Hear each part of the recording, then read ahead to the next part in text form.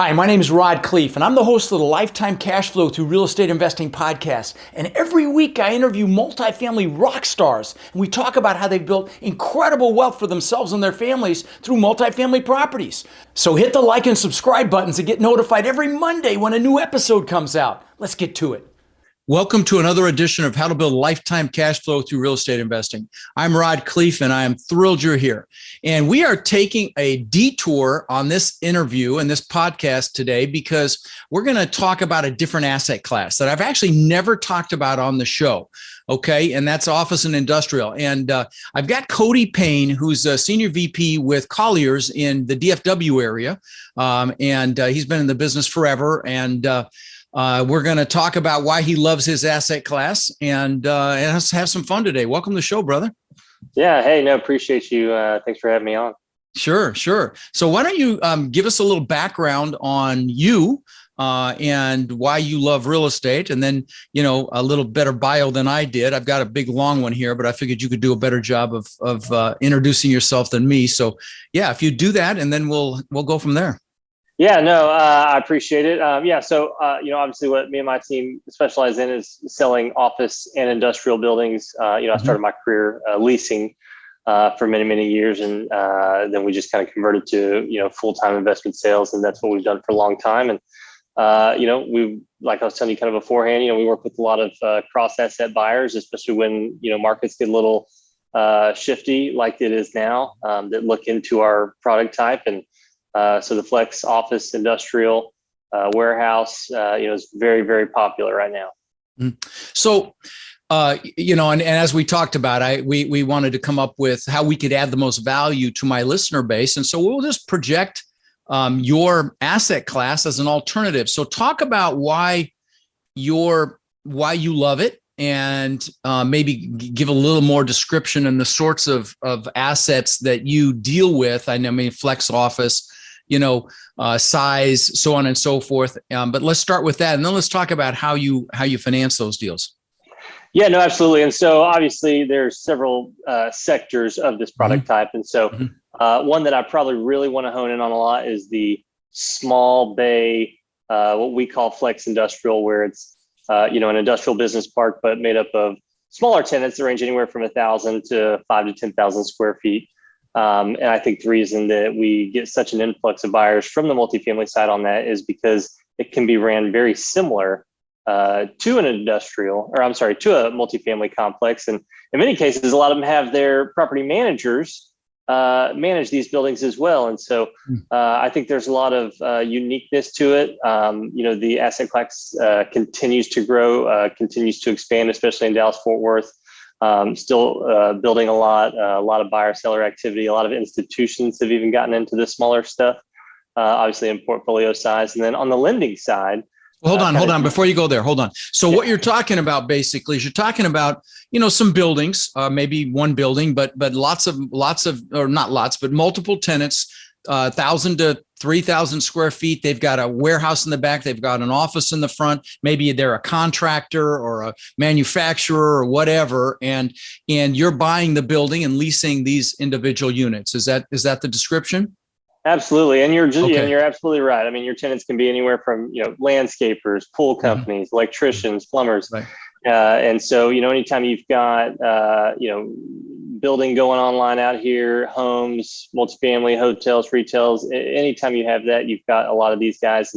And the smaller tenants, one thing to keep in mind, and, anybody that owns office buildings or anything of that nature knows that the smaller the size, the higher velocity of tenants. And so you've got a much larger pool when you stay in that 1,000 to 5,000 square feet. When you start going larger over that, your tenant pool starts to shrink. And so anytime you have a vacancy, your time on market can be a little bit longer. Your TIs and finish out can be a little bit more costly. And so that's why I prefer the small bays, just like you said.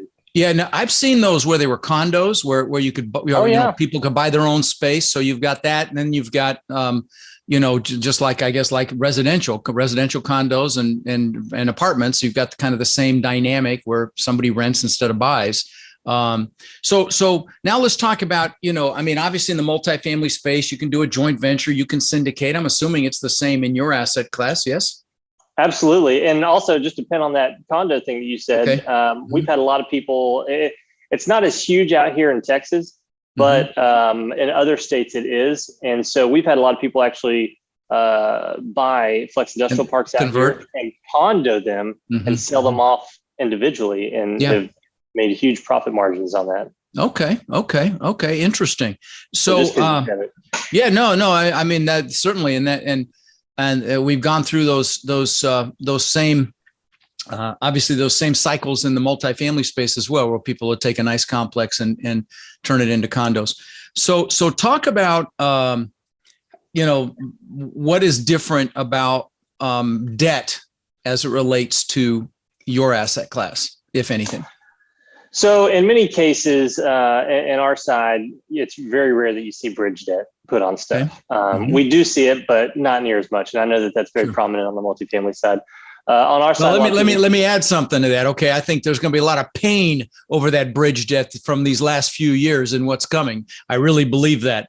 I think these guys are doing the bridge debt to get the higher loan to value. When Fannie and Freddie were at 60%, they were at 60% for a reason. I think there's going to be some pain. But anyway, as an aside, so no bridge debt. What else? What do you have? And I agree. And I agree with you on that. It's generally what you'll see is conventional debt. And so where it's 70-30, 60-40. An interest rate right now that we just got for somebody was 5.4 on a 10-year, 25-year AM, 5-year fixed. And so it's bank debt when you say conventional, correct. or is it okay? So it's not like Fannie or Freddie or conforming debt like we have in the multifamily space. Correct. I don't believe you can get Fannie or Freddie debt on flex industrial. Yeah, forgive me. I don't. Yeah, I guess it would have to be residential related because that's their framework. And again, I like I told you before we started, I've never done industrial or office, so I'm a complete novice. And your main debt components out here are going to be traditional bank debt, like you were saying, conventional. Some people get CMBS debt, and then life insurance as well. And life insurance is the one that people go to for non-recourse. For large ones. Okay, so that's the only non-recourse option is life insurance in your asset class? You can get life insurance on through other smaller companies out here. They're going to be a very high loan to value ratio, and your interest rate's probably going to be about 100 basis points higher.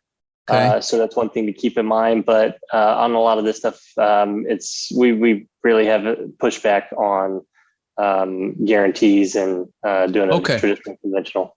Okay. Yeah. I mean, so primarily you're going to be recourse on this debt. And guys, those of you listening that are brand new, in recourse and non-recourse debt, if they foreclose, all they get is the asset. Okay. They come after the asset. With full recourse debt, they can come after you if it sells for less than what the debt is at the foreclosure sale. And I always like to say, ask me how I know. But you don't know this, Cody. I got my ass handed to me in 2008 and 9. I lost $50 million and I had recourse debt. But anyway,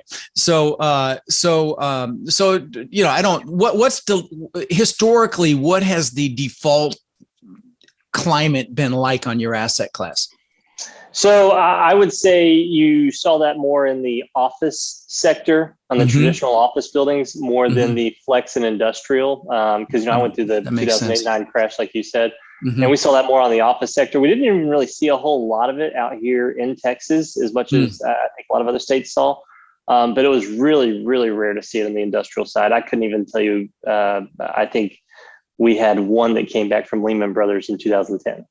That makes sense, actually, to me. That actually makes sense.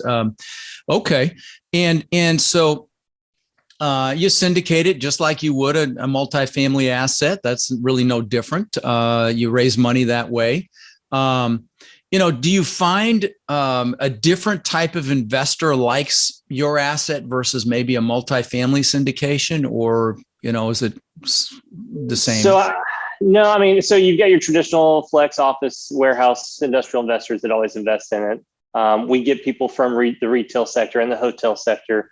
Like I was telling you before, I mean, I think over the past 3 years, we've had more multifamily funds, trusts, private people come from the multifamily sector than in the entire 14 years combined of my career. And I think it's because of that ease of management, The ability to continuously push rents, because you got to keep in mind when you look at a lot of these, they're going to be on 1-2 year leases. Oh, really? Oh, yeah. And so Okay. when you're talking on the small bay side, so Okay. the ability to increase rents is definitely there. And so we've seen people push them, and I'll talk on a per square foot number, but we've seen people push rents anywhere from $5, $6, $7 per square foot gross to up to $12 triple net, 14 triple net in some areas. And so a lot of people have done very, very well. And rents, even I can tell you today, continue to rise and do well. And vacancies and time on market are very, very low.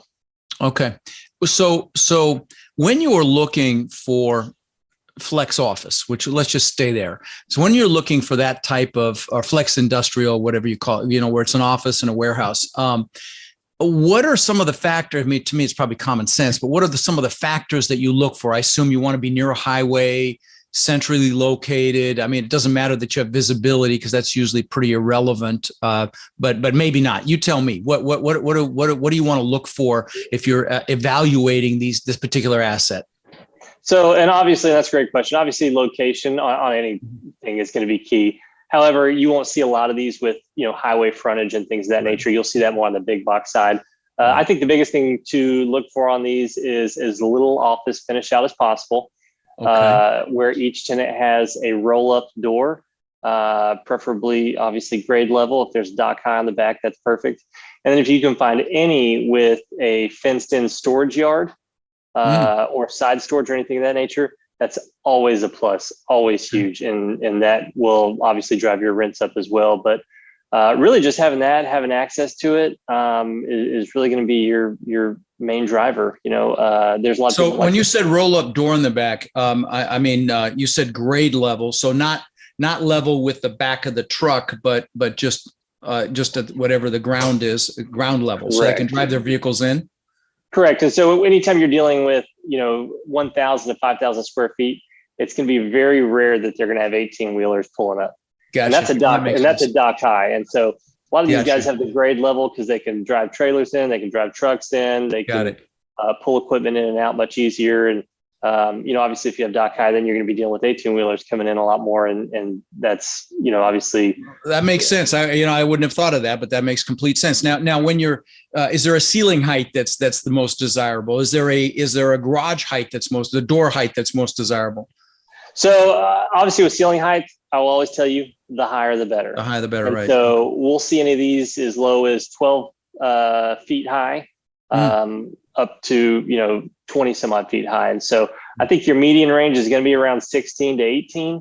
And that's ideal. But yeah, always on that side, the higher, the better. Okay. And is there any sort of a due diligence period when you put one of these under contract, or does money typically just go hard immediately? I'm sure it has these last few years, but I mean, is that softening up like it is in the multifamily space where we actually are able to kick the tires again, or what's it like in the industrial, in your world? Well, I will tell you in the office flex industrial world, over the past few years, we have gotten hard earnest money. It's a little more rare than I would say on the multifamily side. It is still there. I think your traditional timeline is going to be a 30-day inspection, 30-day close, which I believe is very similar to that. Right. But it's still competitive, I'll tell you that. And there's a lot of reasons because of all the people coming from other asset classes. But also you've got funds, smaller funds that continue to try to build portfolios and acquire more and more because they're able to sell these to larger institutions that wouldn't have looked at this product type 10 years ago. Interesting. And so that's another reason why it continues to get more and more competitive. See, almost like a little roll-up component, like where someone is buying a few of these in a particular submarket and then going to a larger fund to sell them. Correct, at a more compressed cap rate. And that's still going on. I mean, that's very, very popular. And so it's happening all over Texas. And so we've done stuff literally, from Corpus Christi up to North Texas. And there's a lot of different people that are doing that. More people come into it every day. Okay. Let me ask you this. Like in multifamily, is there an argument to build to rent versus buy existing? So what I would always say, obviously if you've never built it before, it may not be the best thing to go in and build it immediately. Right. Unless you've got a little bit of experience or align yourself with the right person that can kind of Right. assist on that. I'll tell you, your build cost is going to be very high right now. And Right. so I think that's very obvious, especially if you're going to try to do a tilt wall construction or something of that nature. It's going to be very, very costly. So I would recommend purchasing. If you want to build, obviously we help people do that. And there's many ways of doing that. It's just you are dealing with traditionally supply chain issues on electrical and steel components, which are what these buildings are made of. That makes sense. Okay. That makes sense. Okay. Let's see. Build. And then when you're leasing these, what's the strategy there? Are there brokers that specialize in this particular asset class just to lease them, or do you just market them, or what's that look like? Well, and that's a good question too. And so you're absolutely right. I mean, there are brokers you can hire to do this. A lot of people that I find are successful is they get their manager or someone in-house to do it, because you got to keep in mind when you're leasing 1,000, 1,500, 2,000 square feet, there's not a lot of money in for one of those leasing agents unless you have a lot for them to do. Yeah. And also they're so easy to lease. We know several people that have literally been building stuff up in North Fort Worth, and they put an ad on Craigslist and leased the entire project just off of that, or a Facebook Marketplace ad before it was even finished construction. And so as far as the leasability goes, their leasability is very, very good. And so that makes sense. I don't always think there's necessarily a need for an agent on that. Okay. Yeah. Now, guys, if you're going to go out there and try to build one of these things, don't do it without somebody that's already done it, for God's sakes. You always bring somebody in to do your first deal like that, that's done it before. You don't have to get married to them. You date, see if you like working with them. But this like multifamily is a team sport as it relates to that. Let's see. We talked about marketing. We talked about buying versus building. We talked about financing them. Boy, I think we covered the gamut here. What are some pitfalls? So that's a good question. I mean, obviously your pitfalls is going to be, understanding the area. And so like take this, for example, if you're looking in, say, the West Texas market, you got to understand, okay, West Texas, what do we all know that operates on the oil and gas sector? And so if that economy gets hit, it can affect some of those businesses more so than others. So if you're looking at one of those, you want to look at one that doesn't have as much oil and gas tenants in there. And so it's one thing to understand what businesses operate in what sectors of Texas. And so that's why I always say, anytime somebody even calls us and is looking at something in another part of Texas, we'll reach out to someone out there, unless, obviously we're familiar with it, and figure out, all right, what are the businesses that are driving this economy out here? And we want to make sure we have a good mix of that, almost like you don't want to have a single tenant industrial building, because your risk could be if that tenant leaves and you're completely vacant. Yeah. No, that makes sense. And mitigating the risk on that, I think, is what you really want to look for. I'm assuming you would look at the area vacancy rate in this sector, see what that is. When you're evaluating a specific asset, I'm assuming you're really looking at the tenant's strength. And how would you know that? How would you know what their financial viability is? Do you do like estoppels, or what? How do you do that? Yeah, you're right. So we traditionally do, anytime you're selling something, we do estoppels. That's not going to tell you their financial strength. The only way you'll really know that is if you either run their credit or get tenant financials as they're moving in, because it's going to be the rarest of rare that those are able to be passed on from from seller to buyer. Right. And so, and I will tell you, a lot of these, you're not going to see crazy high grade credit. A lot of them will be local regional guys. But typically, if you keep the finish out to a minimal, which, like I said, we love the. Why is that? Why is that? You said that. Why do you want to keep the finish minimal? Because if you start expanding, if you lease to a tenant and your space right now has one office and a restroom, and they want several more offices, right? So now your construction costs with inflation today is going to continue to increase that.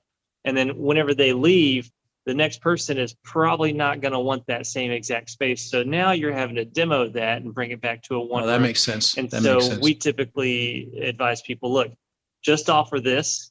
And if a tenant wants something else, it's their job to pay for it.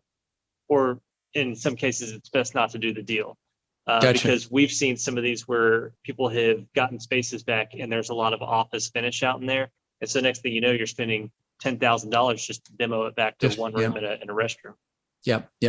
Okay. No, that makes complete sense. Okay. And so when you're doing your evaluation of one of these assets, you'll get a list of tenants, you'll check it out. And you're going to have to, you'll get a rent roll and you'll know whether or not, they've been current on the rent and if they've been late, you're getting honest information. So, until you actually release those units, you really can't dig into the financial viability of each one of those individual tenants like you could. Well, I mean, never mind that last part of that comment, but you just have to trust your gut a little bit there, I guess what I'm saying. Yeah, no, and I agree. And, a lot of people do credit apps or get business financials before they come in and lease a space. And so I think it's very similar on that aspect of the multifamily side is now you said there's more churn in that size. What do you know? I mean, historically, what the average tenancy looks like, average timeline tenancy looks like in one of these, or is there an average? So they're going to range. I mean, we've got some buildings where people have been there for 10, 15, 20 years. You got some that, kind of rotate. And so your traditional lease time that people are signing right now are going to be anywhere from 1 to 3 years. And that's going to be dependent on you or whoever the owner is on their game plan for increasing rents. And so, like I said, a lot of these are severely under marketed rents right now. And so, if you want that flexibility to continue to increase, a lot of people stick people to 1-year leases, but your typical timeline is going to be 1 to 3 years. Gotcha. With annual rent escalations, obviously already built into the lease. Right. Okay. Anything else that you're looking for if you come across one of these assets that I haven't asked you about? So you want to look at the current rents in the building. You want to look at the current rents in the market. And if you're under market, you want to look at what that property has. Maybe they've got fenced in storage. Maybe they've got larger yards for tenants to park vehicles. And so really understanding your competition, just like a multifamily complex and amenities, as y'all call it, it's virtually the same thing on this. And so anytime you go into it, understand your rents that you're going in at, where you think they can go, and exactly how to get there. Your expenses on these are going to be relatively low. Right. So managing those is generally pretty easy because, everybody's separately metered and things of that nature. But just kind of having your basis going in and a good kind of path and game plan on, all right, we're here, we're at this rental rate, we want to get here, and this is exactly how we get there. And those are easy to do. And so it's just aligning yourself with the right person to get there. Okay. And so Cody Payne with Collier in Dallas, Fort Worth. You've got a team, I think, of 9 people on your team. And you guide people through this process. Yes? That's all we do on a daily basis. Okay. Then you must love it. Well, listen, I appreciate you coming on the show, my friend. This has been real eye-opening for me. And, I need to expand my horizons as much as anybody else does. So I appreciate you coming on and sharing your wisdom with my peeps here. Absolutely. And we'll make sure you see some of the stuff we're working on. All right. Sounds good. Put me on the list. All right, buddy. Take care. Thanks. Thanks, Rob. Rod, I know a lot of our listeners are wanting to take their multifamily investing business to the next level. Now, I know you've been hard at work helping our Warrior students do just that using our ACT methodology, which is awareness, close, and transform. Can you explain to the listeners how they can get our help? You bet. Guys, we've been going nonstop for 3 years, building an amazing community of like-minded people. And our coaching students, which we call our warriors, have had extraordinary results. They've purchased thousands and thousands of units. And last year, we did over 1,000 units with our students. And we're looking to grow this group and take it to the next level. We're looking for people who want to follow a proven framework that's really step by step, and then leverage our systems and network to raise equity, to find and close deals, and to build partnerships nationwide.